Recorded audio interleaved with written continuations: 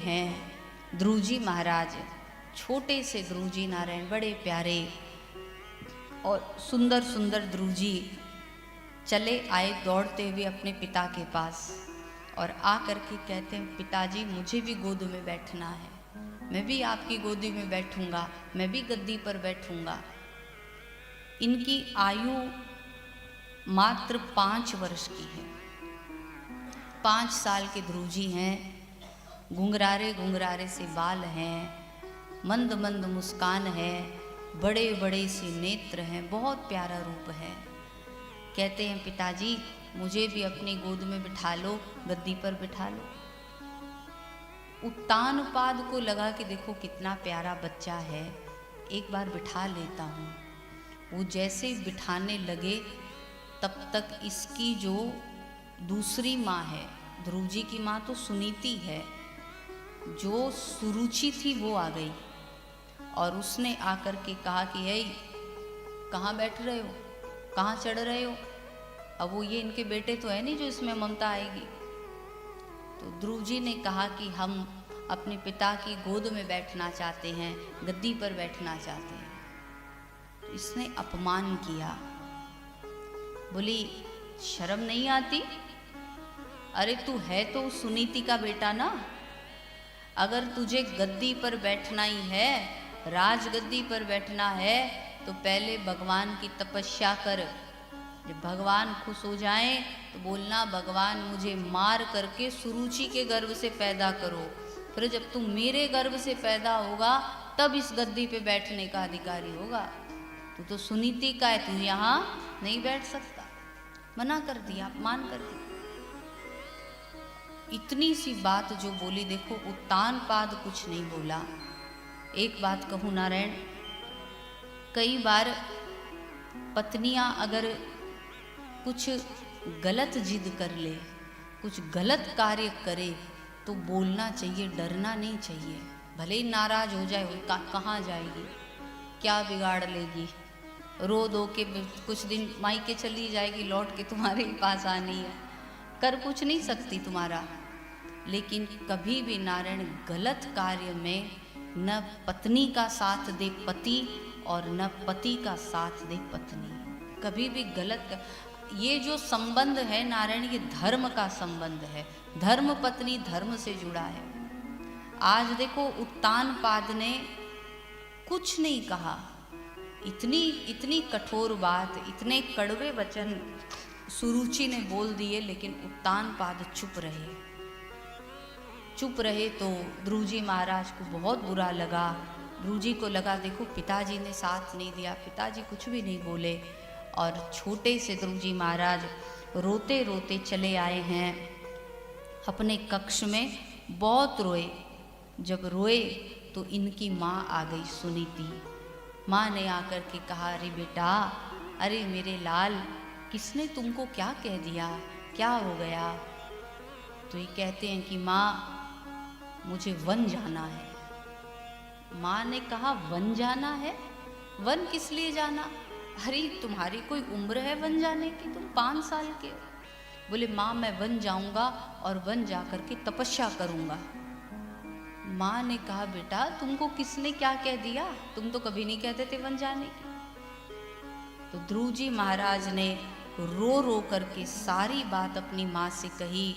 और धन्य है सुनीति माँ। सुनीति ने कहा कि बेटा तुम्हारी माँ ने कहा है, गलत नहीं कहा, तपस्या करनी चाहिए, परंतु चौथेपन नृप जाई कानन, चौथेपन जंगल में जाना चाहिए। इस अवस्था में जंगल में नहीं जाते, अभी नहीं जाना है, जब बड़े हो जाओ तब चले जाना। और क्या हो गया, माँ ने कुछ कह दिया, माँ की कही हुई बात से कोई अपमान थोड़ी होता है। इतना कह करके सुनीति माँ तो रात्रि में सो गई। जब प्रभात हुआ तो देखा कि ध्रुव जी घर पे नहीं थे। रात ही रात में ध्रुव जी महाराज घर से निकल गए। याद रखना नारायण, जिसको सच्ची लगन लगती है उसको दुनिया में कोई नहीं रोक सकता। आप चाहे जितना रोको, वो बच्चा निकल ही जाएगा भगवान के रास्ते पर।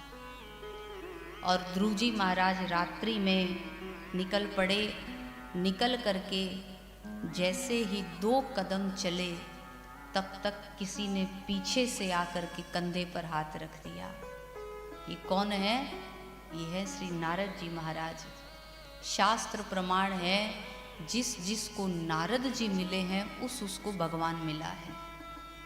एक भी भक्त आप ढूंढ कर ऐसा नहीं ला सकते कि उसको नारद जी तो मिले लेकिन भगवान नहीं मिले। जिसको नारद जी मिले हैं उसको भगवान मिलना कन्फर्म है, क्योंकि नारद यानी भगवान का मन। 2 कदम चले और पीछे से किसी ने हाथ रखा।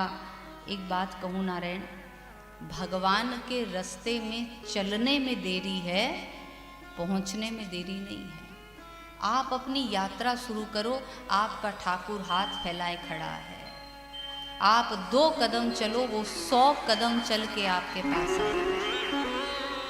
आप उससे मिलने के लिए थोड़ी सी बेचैनी बढ़ाओ, वो आपसे मिलने को बहुत बेचैन हो जाएगा।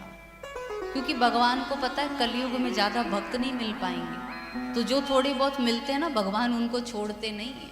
सतयुग में तो बहुत भक्त हुए, कलयुग में भी हुए, परंतु इस समय भगवान को लगता है कि भक्त कम है, तो भगवान को जो भी थोड़ा बहुत भी भक्ति करता दिखता है ना, भगवान झट पकड़ लेते हैं, फिर छोड़ते नहीं कि भाई इसको पकड़ो, ये भजन कर रहा है। मिलते कम है। ध्रुव जी महाराज चले, नारद जी आए और नारद जी ने कहा कि अय ध्रुव, रोते रोते कहाँ जा रहे हो? ध्रुव जी ने कहा कि हम भगवान को पाने जा रहे हैं। क्यों पाना है भगवान को? क्या करना है? बोले हमारी माँ ने हमारा अपमान कर दिया। बोले अरे तुम इतने छोटे से हो, इतने छोटे बच्चे का कोई अपमान थोड़ी होता है। बोले कि नहीं, अब हम तब तक घर नहीं जाएंगे जब तक भगवान नहीं मिल जाता। इतनी बढ़िया लगन जब ध्रुव जी महाराज ने देखी, तो ध्रुव जी महाराज नारद जी महाराज ने लगन देखी, तो नारद जी महाराज ने आज ध्रुव जी महाराज को मंत्र दिया। मंत्र कौन सा था? ओम नमो भगवते वासुदेवाय।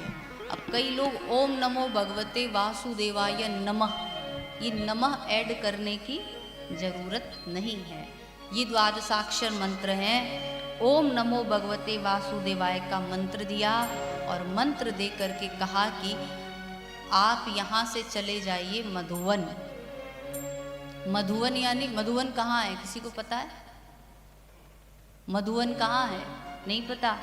अरे मधुवन हमारे मथुरा में ही है, ज़्यादा दूर नहीं, हमारे घर से 10 किलोमीटर मधुवन है मथुरा में। मथुरा में आज भी ध्रुव टिला है। वो टिला, जिस टिले पर चढ़ करके ध्रुव जी महाराज ने तपस्या करी थी और जहाँ पर स्वयं भगवान विष्णु ने चतुर्भुज रूप लेकर के ध्रुव जी महाराज को दर्शन दिए थे, आज भी वो स्थान मथुरा में है। ध्रुव जी महाराज, नारद जी ने आदेश दिया, ध्रुव जी चल पड़े।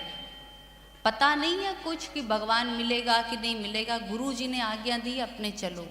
गए और जा कर के नारायण जो भजन किया और भजन के प्रभाव से भगवान प्रसन्न हुए, चतुर्भुज रूप लिया और ले करके सामने खड़े हो गए। ध्रुव जी की आंखें बंद है, तपस्या कर रहे थे, भगवान सामने आके खड़े हो गए। अब भगवान को लगा कि ये इतना प्यारा बच्चा, इसने ये तो आँख ही नहीं खोल रहा है, अब मैं इसे कैसे बताऊं कि मैं आ गया, आँख खोल लो, क्या करें? तो भगवान के हाथ में शंख था। भगवान ने अपने शंख का धीरे से गाल के जो स्पर्श कराया, तब तक ध्रुव जी महाराज ने नेत्र खोले और नेत्र खोल करके बड़ी मधुर स्तुति भगवान की करी। भगवान प्रसन्न हुए, फिर कहा कि मांगो, क्या मांगते हो? तो ध्रुव जी भूल गए कि हम तो गद्दी मांगने चाहते थे, गद्दी पर बैठना चाहते थे। तो ध्रुव जी ने कहा कि हमें संतों का संग मिले, भगवान का भजन मिले, यही मांगते हैं। भगवान ने कहा कि हम तुम्हारे अंदर की सारी बात जानते हैं, तुम संतों का संग मिले इस उद्देश्य से तुमने तप नहीं किया है, तुम्हें चाहिए थी गद्दी। गद्दी के लिए तप किए थे ना। ध्रुव जी चुप रह गए और भगवान ने छोटे से ध्रुव जी महाराज पर प्रसन्न होकर के नारायण इतना बढ़िया आशीर्वाद दिया। कहा कि ध्रुव जी अब आप यहाँ से अपने घर जाइए, राष्ट्र के सम्मान के साथ आपको सम्मानित किया जाएगा। जैसे आज के समय में किसी को अगर राष्ट्रपति सम्मान मिलता है तो उसकी कितनी पूछ होती है। भगवान ने कहा कि आपको उतना बड़ा सम्मान मिलेगा, पूरा राष्ट्र आपका सम्मान करेगा। और आप घर जाओ, पिता आपको गद्दी पर बिठाएंगे और जब आप मर करके इस पृथ्वी लोक से जाओगे तो स्वयं मृत्यु महारानी के सर पर पैर रख करके आप विमान में बैठ करके आगे जाओगे। और जहाँ आगे जाओगे वहाँ पर आप के लिए एक अलग लोक बनाया है जिसका नाम है ध्रुव लोक। और उस ध्रुव लोक में आप 36,000 वर्ष तक राज्य करोगे। इतना बड़ा आशीर्वाद दिया। और ध्रुव जी ने भजन कितने दिन किया था? मात्र 5 महीने की साधना। अच्छा, अब ये मत सोचना कि केवल 5 थे, पिछले जन्म से ही वो साधना करते ही आ रहे थे और इस जन्म में उन्होंने केवल 5 महीने का तप किया और छोटी सी अवस्था में भगवान को पा लिया। भजन करने की उम्र छोटी से ही होती है। ये जब नारायण फ्यूज हो जाते हो फिर भगवान में लगते हो तो वो मज़ा नहीं आता। अब छोटी उम्र में लगोगे तो अच्छे से गा भी पाओगे, नाच भी लोगे, कूद भी लोगे, तीर्थों की यात्राएं भी कर लोगे, परिक्रमा भी कर लोगे। 70-80 पहुंचने के बाद न तो नारायण परिक्रमा होती है। सही कह रहे हैं कि नहीं कह रहे हैं? जो 70-80 से ऊपर के हैं उस बता देना। फिर न तो परिक्रमा होती है, न दंडवती होती है, न नाचा जाता है, न गाया जाता है। हमारे जुगल जी तो